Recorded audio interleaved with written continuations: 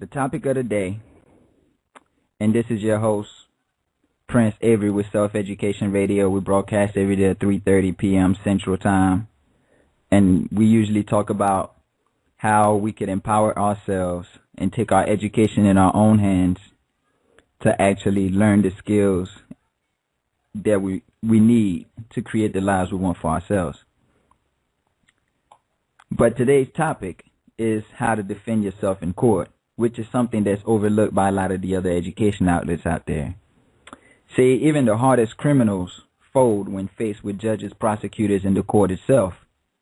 The average person is taught in school about all the unnecessary and complex mathematical equations that they will never end up using in a practical way. In schools, though, even though schools are considered a crucial element of civil society, no one is taught about the law. You know, they teach you the law. They teach you that the law is important and that you got to follow the law. They teach you the behind the law. All they teach is that the law is important and we're to follow it. Also, they make sure to pound it into your heads that law is so crazy, boring, and complicated that without it to help you can possibly end up. This is also reinforced by the fact that they appoint and try to force a lawyer onto you. Every time you bring up an important question or try to clear something up in court, they tell you to hire a lawyer or recommend you go get a lawyer, as if you don't know how to read and interpret the law yourself. They even look at you all serious, speaking to you in the tone you use when talking to a lost puppy, trying to tell you that you better get a lawyer for your own safety. You know, back when I was in school, I used to wonder what was it that made people listen to the law and obey the law and rules listed on a piece of paper. You know, I always hear about laws and tablets and commandments, and always as to the process that leads to people actually following the law. Now, call into the show. This is your host, Prince Avery with Self-Education Radio at 646-716-9094. If you want to speak to me or if you have a question. But getting right back into this topic,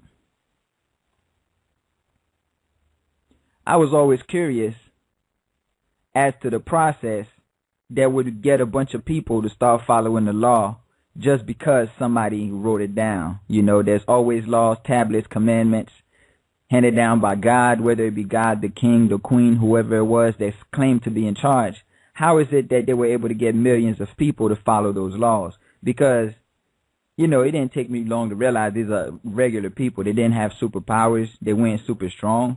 They were just a group of regular people who somehow were able to convince everyone else that if you listen to these rules, it's better for you. And during my whole time in school, the process really eluded me because I kind of wanted to know the process step by step. Okay, how does it happen? How do you go from I write this down on a piece of paper, I say that I'm the king, the emperor, and how do you get a bunch of people to follow it? See, schools tell you everything that happened. When I was in history and government classes, they tell you what happened. They tell you the conflicts. They tell you why the people did what they did. And they also put in a bunch of stuff that's not really necessary. You know, some like popularity stuff. You know, it's just stuff about the person to make the rest of us idolize that person just from their perspective, which I guess is a natural thing when you consider you're an educator. Everybody has to put their own perspective into the mix. But the thing about it is they never went over the process of how you actually converted laws on a piece of paper into actions that a group of men were going to follow. And like I said before, my whole time in school, even all through college, that eluded me until I started doing my own independent studies and research outside of school. Then it kind of became obvious what was really going on and how these people were able to get everyone to follow them and listen to them. And pretty much at the backbone of the entire legal structure that we have today all over the world is coercion, and more specifically, the threat of violence itself.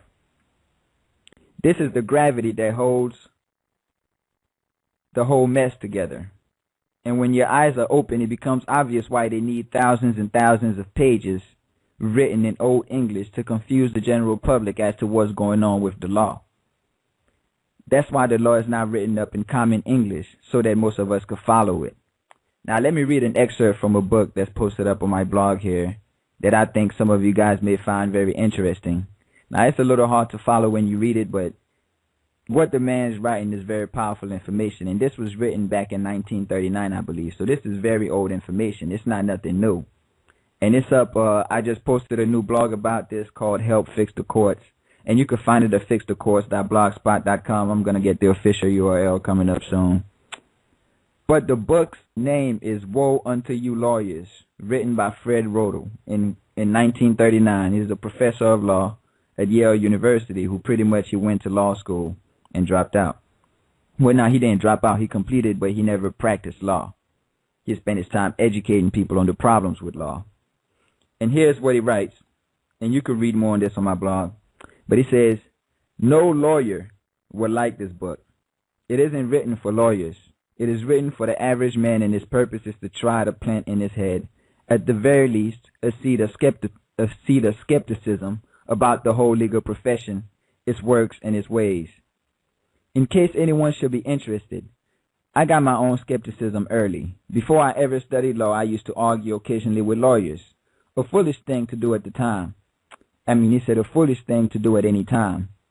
When, as frequently happened, they couldn't explain their legal points so that they made any sense to me, I brashly began to suspect that maybe they didn't make any sense at all. But I couldn't know. One of the reasons I went to law school was to try to find out. At law school, I was lucky. 10 of the men under whom I took courses were sufficiently skeptical and common-sensible about the branches of law they were teaching, so that unwittingly, of course, they served together to fortify my hunch about the phoniness of the whole legal process. So this guy, his words are pretty, he writes very long, wordy sentences.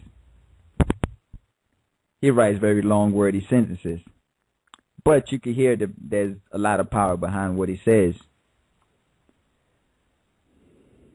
In a sense, they are the intellectual godfathers of this book. And though all of them would doubtless strenuously disown their godchild, I think I owe it to them to name them, listed alphabetically. And pretty much the people he studied under, while he was in law school, that were his motivation for this book, and that kind of proved his hunch correct about the whole thing being a scam. You have Thurman Arnold, who was, well, really, I shouldn't even give you these names. You can find them on the website because it's all a bunch of old people. You're not going to recognize any of them. So let me just go ahead and skip to the next part. So by the time I got through law school, I had decided that I never wanted to practice law. I never have. I am not a member of any bar, and if anyone should want, not unreasonably, to know what on earth I am doing or trying to do teaching law, he may find a hit of the answer toward the end of chapter 4.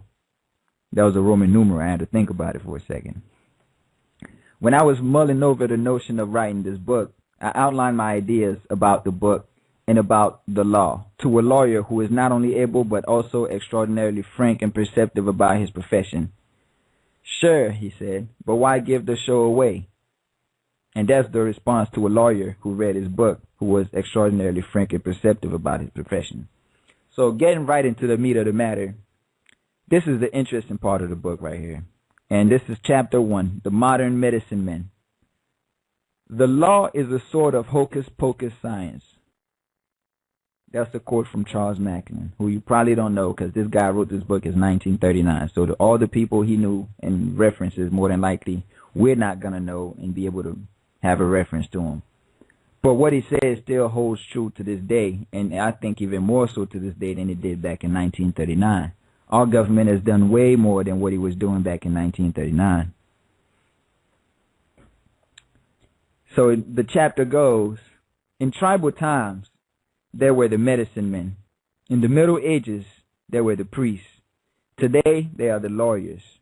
For every age, a group of bright boys learning their trade and jealous of their learning, who blend technical competence with plain and fancy hocus-pocus to make themselves masters of their fellow men. For every age,